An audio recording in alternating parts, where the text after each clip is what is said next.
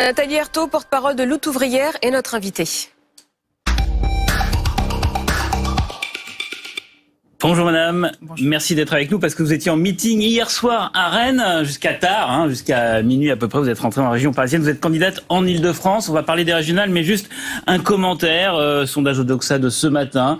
Les Français tirent un bilan positif finalement de la gestion de la crise sanitaire par Emmanuel Macron. On le voit 54%, notamment parce que c'est l'euphorie suite à la levée du port du masque à l'extérieur et du couvre-feu.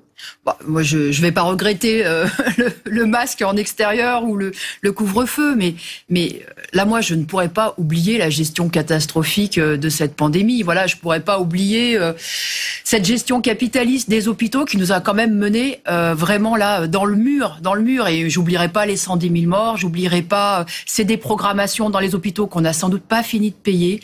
Donc non, pour moi, tout ça, ça doit nous faire réfléchir justement à la société qu'on a envie de construire. Emmanuel Macron, qui était hier en déplacement dans les Hauts-de-France, est-ce que vous considérez, comme d'autres partis politiques, qu'il est en campagne ? Bah évidemment, bien sûr qu'il est en campagne. Il est en campagne et puis voilà, il brasse du vent comme toujours. Alors là, c'était la lecture grande cause nationale. C'est pas du vent, la lecture grande cause nationale. Vous êtes professeur, c'est pas vous qui allez dire le contraire. Emmanuel Macron va embaucher des professeurs pour pouvoir dédoubler toutes les classes de primaire. Il va donner plus d'argent pour les bibliothèques. Est-ce qu'il va embaucher des professeurs pour qu'enfin ceux qui sont absents, en maladie, etc., soient remplacés? Non. Est-ce qu'il va embaucher des adultes qui accompagnent les élèves en situation de handicap? Non plus. Donc c'est du vent intégral. Alors, vous présentez Lutte ouvrière des listes au régional, notamment en Ile-de-France, c'est vous la tête de liste dans la région parisienne. Ça changerait quoi pour une région d'avoir des élus Lutte ouvrière au sein de l'hémicycle des conseils régionaux?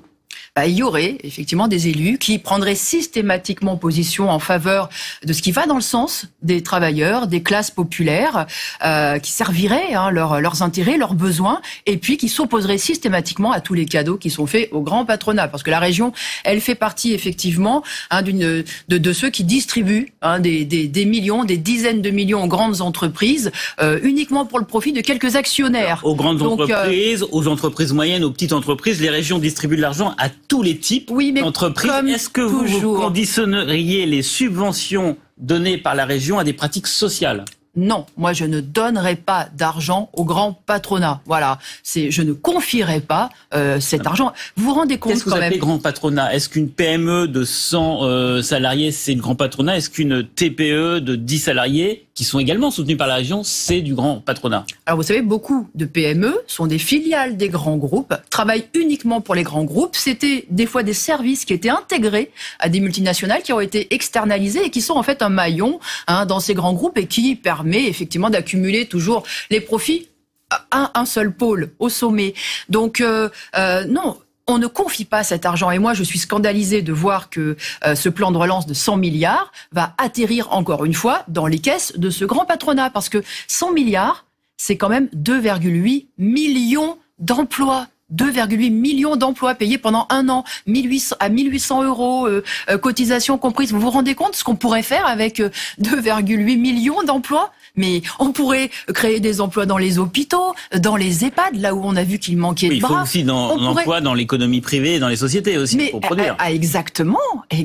Mais vous vous rendez compte qu'aujourd'hui, dans certaines entreprises, c'est des heures supplémentaires à l'appel, que on impose des samedis, des dimanches travaillés, les cadences sont infernales. La loi, c'est sous forme de volontariat. Alors, vous pouvez dire que c'est un volontariat subi. C'est du volontariat subi. Parce que les salaires sont trop bas, parce qu'il n'y a pas le choix. Mais vous savez, la répression patronale, elle existe. Je peux vous donner certains cas, que ce soit dans Amazon, le salarié qui a été licencié parce que c'était permis de critiquer la crime Covid chez Amazon, ou les 3 ouvriers de Renault Trucks qui ont été licenciés parce qu'ils avaient secoué une machine à boisson. Donc la répression patronale, ça existe, sur la campagne des régionales. Vous êtes le parti des travailleurs. Oui. Est-ce que vous allez devenir le parti des télétravailleurs? Parce que c'est aussi une question qui se pose plutôt dans la redéfinition du monde du travail suite à l'épidémie. Est-ce que vous, à Lutte ouvrière, vous êtes favorable au télétravail ou pas? Non, mais je voulais terminer là-dessus. Du travail, il y en a dans les entreprises. Et même certains en ont par-dessus la tête. Donc ce travail-là, il faut le répartir et embaucher des jeunes. Si on n'embauche pas des jeunes, si on crée pas une perspective, un projet d'avenir pour les jeunes, non, la société ne pourra que se dégrader. Voilà. Alors le télétravail, est-ce que vous êtes le parti des télétravailleurs? Vous savez, c'est comme tout dans cette société. Le télétravail, il est organisé par l'employeur en fonction de ce qu'il arrange, lui, en fonction des économies qu'il pourra faire, en fonction de ses petits calculs, etc. Absolument. Mais est-ce que ce qui arrange l'employeur peut à un moment... Non, mais est-ce que ce qui arrange l'employeur peut arranger aussi l'employé?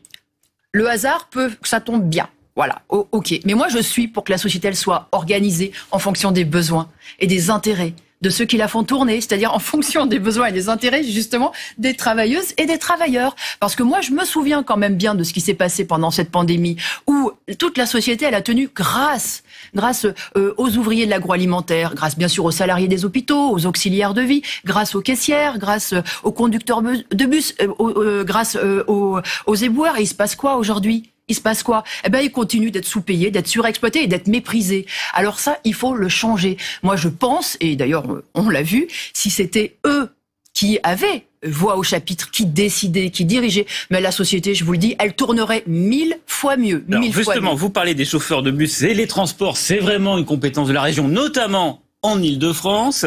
Par exemple, pour la RATP, la SNCF, vous souhaiteriez que ça soit organisé comment, les transports en Ile-de-France? On parle de la gratuité pour les usagers. Est-ce qu'il faut que ça soit les salariés qui décident, comme Moi, vous je dites? pense qu'effectivement, la plupart des transports sont des transports domicile-travail. Il faut donc que l'employeur, que le patronat paye l'intégralité des transports et que ce soit gratuit pour les salariés, pour les usagers. Mais moi, je crois qu'il y a 1001 choses effectivement à faire au niveau des transports. Mais encore une fois, c'est les usagers et ce sont les salariés de la RATP qui devraient décider. Vous savez, il y a 40 000 salariés à la RATP. Bah, c'est 40 000 têtes pensantes. Prenez un conducteur de bus, il connaît sa ligne par cœur, il sait exactement là où il faudrait rajouter des bus, augmenter donc la fréquence, il sait comment organiser la maintenance. Je pense qu'on fait des retours d'expérience au sein de la RATP. Mais toutes les décisions, elles sont prises au sommet. Elles sont prises par des directions, par des managers comme dans les entreprises privées, par des grands actionnaires qui ne jurent que par la rentabilité et par le profit. Moi, je pense que ça doit être l'inverse. Dernière question. Les travailleurs toujours pas de fonds républicains. Très vite, pas de fonds républicains si le RN est en mesure d'emporter une région du côté de lutte ouvrière. C'est le premier tour qui compte pour les travailleurs, d'exprimer leur colère, leur écœurement contre cette société capitaliste où effectivement ils sont exploités et il faut dénoncer cette gestion capitaliste des hôpitaux et de toute la société.